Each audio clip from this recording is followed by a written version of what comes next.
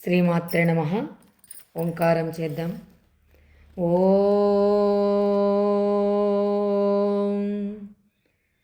ఓం ఓం ఓం గం గణపతయే నమః. ఓం శ్రీ సరస్వత్యై నమః. ఓం శ్రీ గురుభ్యో నమః. హరి ఓం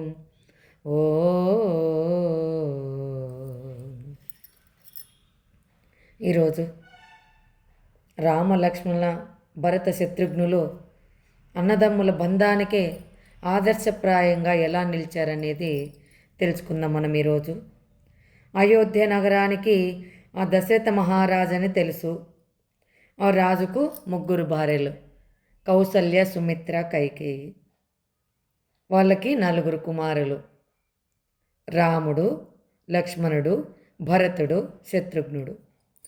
ఇలా ఆ యొక్క ఆ కుటుంబంతో ఆ దశరథ మహారాజు భార్య పిల్లలతో ఆనందంగా గడుపుతుండగా కాలం కాటు వేసింది.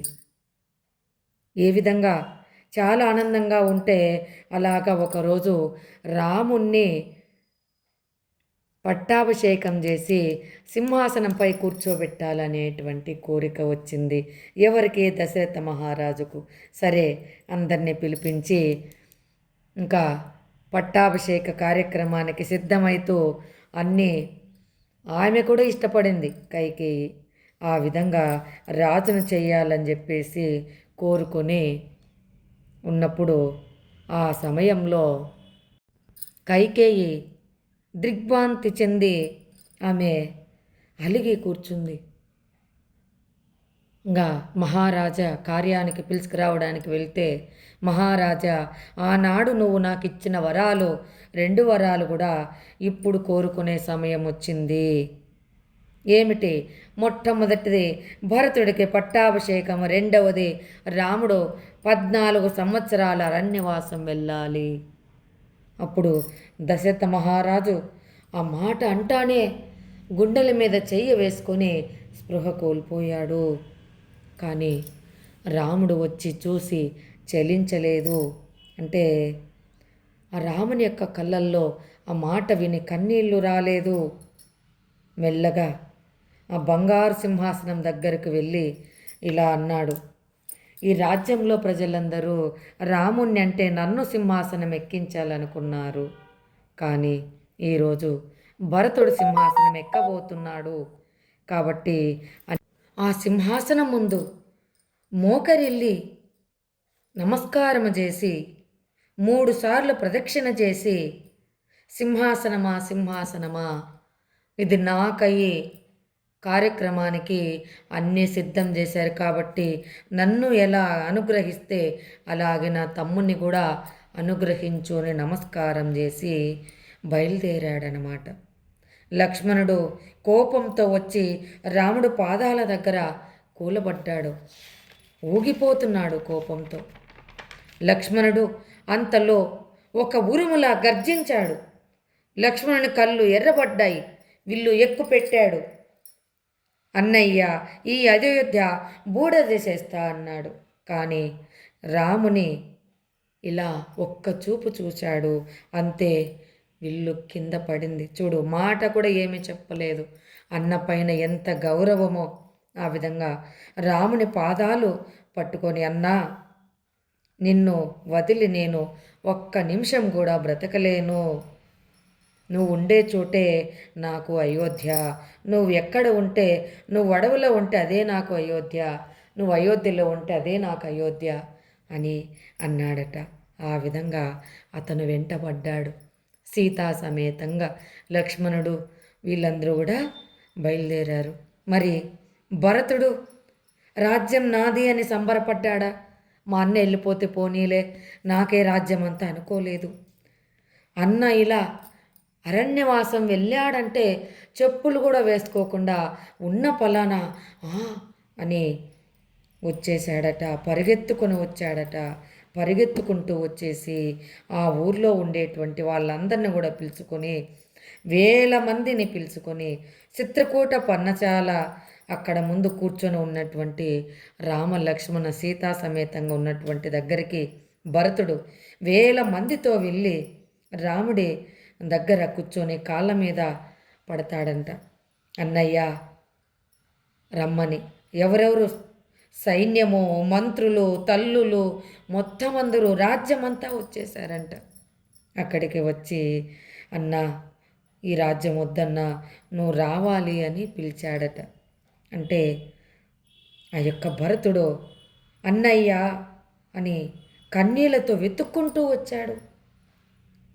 అంటే నువ్వు లేని అయోధ్య శవం లాంటిది, తండ్రి పోయాడు, నువ్వు కూడా వెళ్ళిపోతే మేము ఎలా బ్రతకాలి?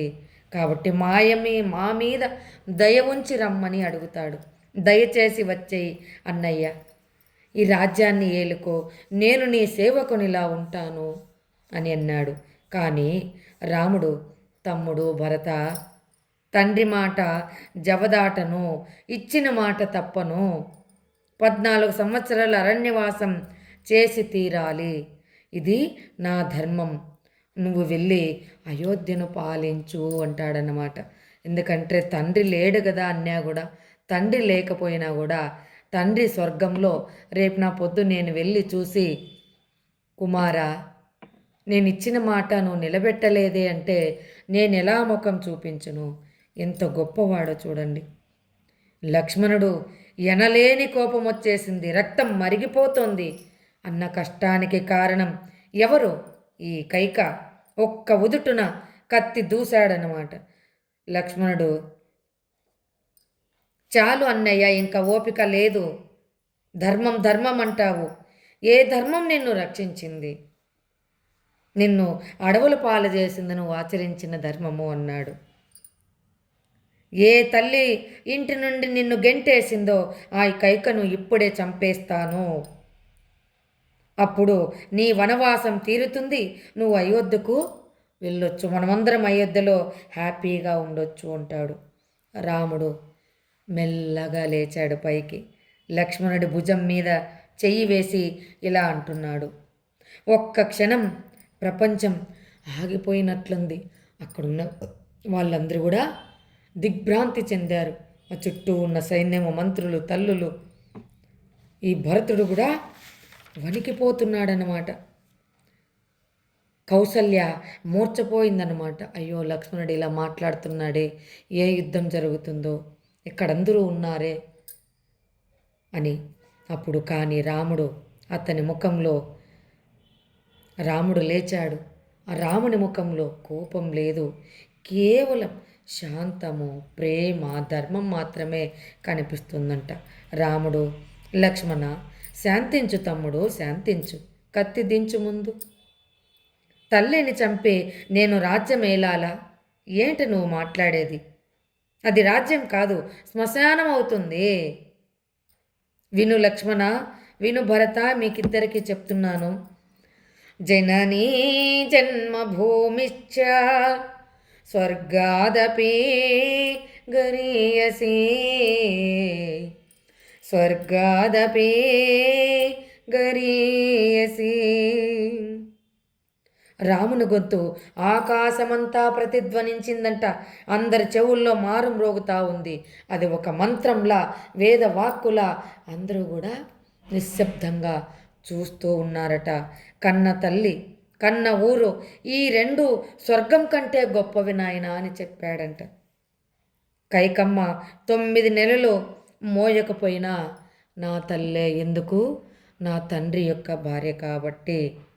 నాకు పాలు ఇవ్వకపోయినా నా తల్లే నన్ను పెంచి పోషించింది కాబట్టి. ఆమె వరం కోరింది, తప్పు కావచ్చు, కానీ తల్లి తల్లే కానీ వేరు కాదు. తల్లిని చంపి నేను తెచ్చుకునే రాజ్యం అవుతుందా? అది నరకమే అవుతుంది, నాకు నరకంతో సమానం.